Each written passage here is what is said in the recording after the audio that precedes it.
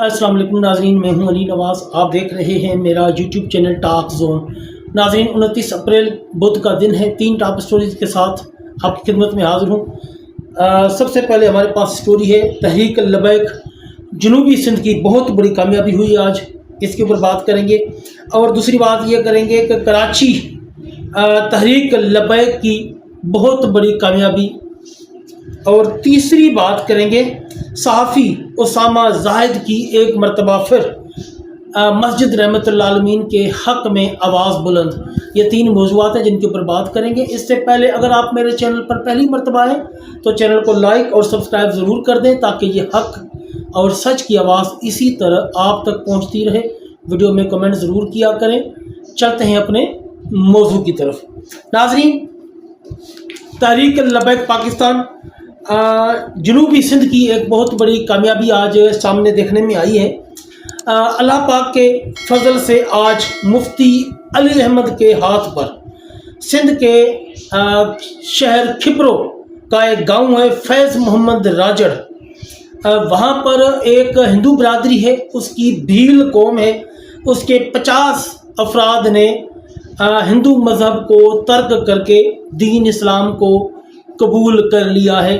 ये तहरीक लबैक पाकिस्तान की बहुत बड़ी कामयाबी है कि 50 लोग यानी कि तहरीक लबैक के जो मुफ्ती साहब हैं, मुफ्ती अली अहमद साहब, इनके हाथ पर उन्होंने दीन इस्लाम कबूल किया है और इस्लाम को पसंद किया है। इसके बाद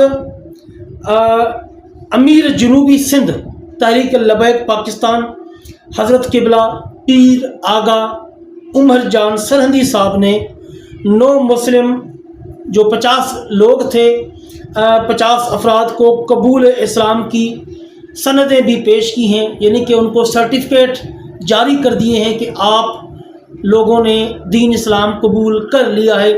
आगे जो प्रोसेस होगा वो ये अपना खुद करेंगे, लेकिन इनको एक सनद की ज़रूरत होती है नादरा के लिए या किसी भी और इदारे के लिए। जब ये हिंदू से मुसलमान होते हैं या किसी भी और दीन से मुसलमान होते हैं तो इनको एक जो है फतवा की ज़रूरत होती है और फतवा रिटर्न में होता है।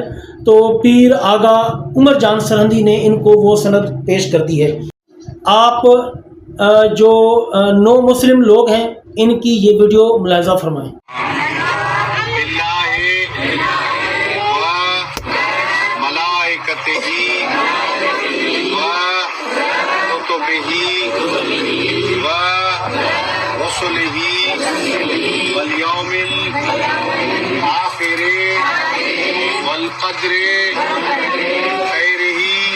नाज़रीन, अगली बात करते हैं कराची से। तहरीक लबैक की एक बहुत बड़ी कामयाबी देखने में आई है आज।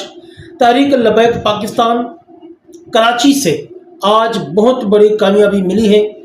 अल्हम्दुलिल्लाह अमीर ज़िला किमाड़ी सैयद काशिफ अली शाह साहब और रुकन कराची मैनेजमेंट कमेटी व अमीर ज़िला गरबी मोहम्मद इस्माइल साहब को आज जेल से रिहा कर दिया गया है। उन्होंने भी बड़ा अच्छा खासा वक्त जेल में गुजारा है।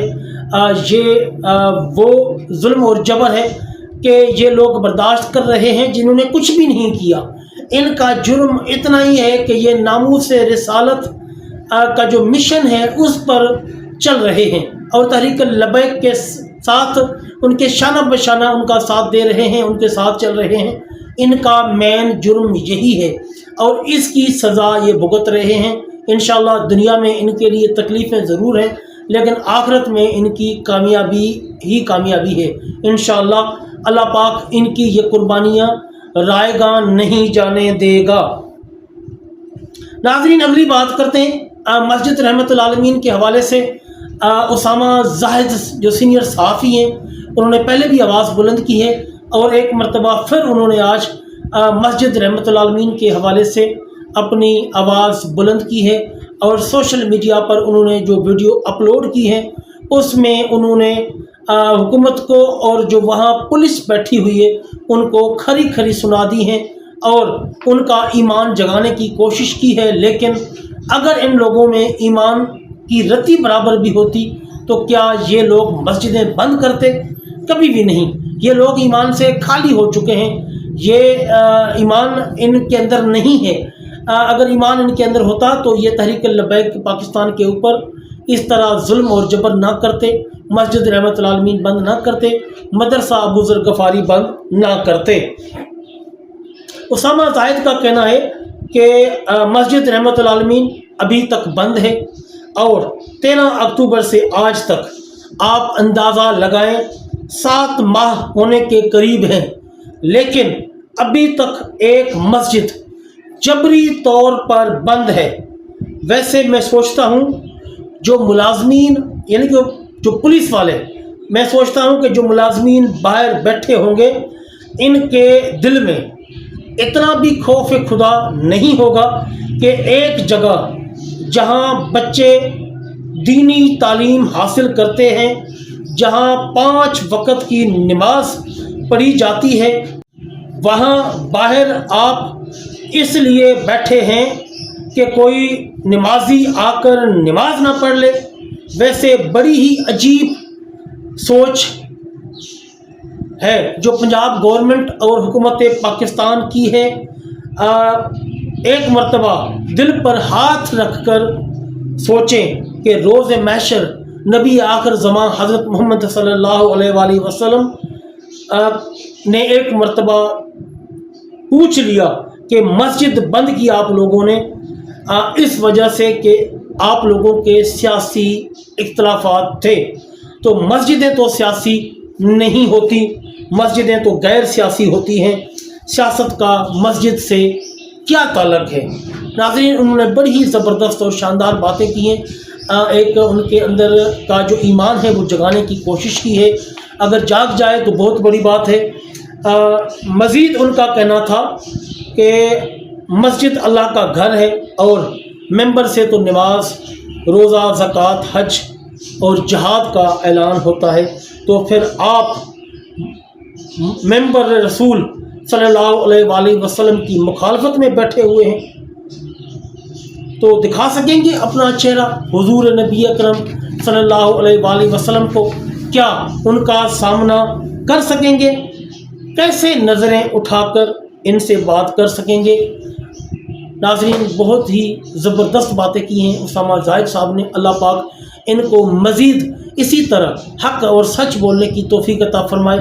آپ ان کی یہ ویڈیو ملاحظہ فرمائیں. ہمارے ڈیجیٹل پلیٹ فارم پہ خوش آمدید. ناظرین، مسجد رحمت للعالمین ابھی تک بند ہے اور 13 اکتوبر سے آج تک آپ اندازہ لگائیں 7 ماہ ہونے کے قریب ہیں، لیکن ابھی تک ایک مسجد جبری طور پہ بند ہے. اور ویسے بڑا سوچتا ہوں کہ جو ملازمین باہر بیٹھے ہوں گے ان کے دل پہ ذرا بھی خوف خدا نہیں ہوگا کہ ایک جگہ جہاں بچے تعلیم حاصل کرتے ہیں، ایک جہاں 5 وقت کی نماز پڑھی جاتی ہے، وہاں پہ آپ باہر اس لیے پہرا دے کے بیٹھے ہوئے ہیں کہ کوئی شخص آ کے نماز نہ پڑھ لے. تو ویسے بڑا عجیب سوچ ہے.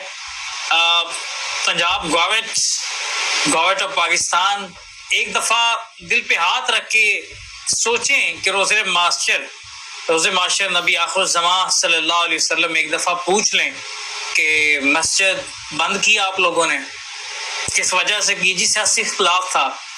تو مسجدیں تو سیاسی نہیں ہوتی، سیاست کا مسجد سے کیا تعلق؟ مسجد تو اللہ کا گھر ہے اور ممبر سے جو ہے وہ نماز، روزہ، زکوٰۃ، حج، جہاد کا اعلان ہوتا ہے. تو آپ ممبر رسول صلی اللہ علیہ وسلم کی مخالفت میں بیٹھے ہوئے تھے، تو دکھا سکیں گے چہرے؟ نبی آخر الزمان صلی اللہ علیہ وسلم کا سامنا کر پائیں گے؟ کیسے نظریں اٹھا کے ان سے بات کریں گے؟ کیسے جواب دیں گے؟ یہ جو ملازمین وہاں پہ بیٹھے ہیں میرے خیال میں ان کو بھی سوچنا چاہیے. بطور مسلمان ہم کسی بھی پولیٹیکل پارٹی سے اختلاف رکھتے ہیں، لیکن بطور مسلمان کہ مسجد کے بند ہونے پہ ہم خاموش تماشائی بنے رہیں تو ہم بھی اتنے ہی گناہ گار ہیں جنہوں نے پکڑ کے تالے لگا دیے اور جو باہر اس لیے بیٹھے ہوئے کہ کوئی نمازی آ کے نماز نہ پڑھ لے. خود پتہ نہیں نماز پڑھی ہے یا نہیں پڑھی، لیکن باہر اس لیے بیٹھے ہوئے ہیں کہ کوئی نماز پڑھنے کے لیے نہ آ جائے. ہم ان سے بھی بدترین ہو جائیں گے کہ ہم نظروں کے سامنے ایک ظلم ہوتا دیکھ لیں اور ہم اپنی استطاعت کے مطابق زور نہ لگائیں. جی ناظرین، ویڈیو آپ نے ملاحظہ فرمائی، یہ وہ باتیں تھیں کہ جو بڑے بڑے ہمارے علماء کرام ہیں ان کو بھی کرنی چاہیے تھی، لیکن قاری زوار بہادر کے علاوہ کوئی بھی بڑا عالم کھل کر نہیں بولا اس حق میں. مولانا فضل الرحمان صاحب نہیں بولے، بلکہ انہوں نے خاموشی اختیار کی ہوئی ہے. حالانکہ ان کی آواز ارباب اختیار تک پہنچتی بھی ہے اور سنی بھی جاتی ہے، لیکن وہ بالکل خاموش رہے. ڈاکٹر اشرف آصف جلالی صاحب نے بھی ایک مرتبہ یا 2 مرتبہ ہلکی سی آواز اٹھائی ہے، اس کے بعد وہ بھی خاموش ہو چکے ہیں.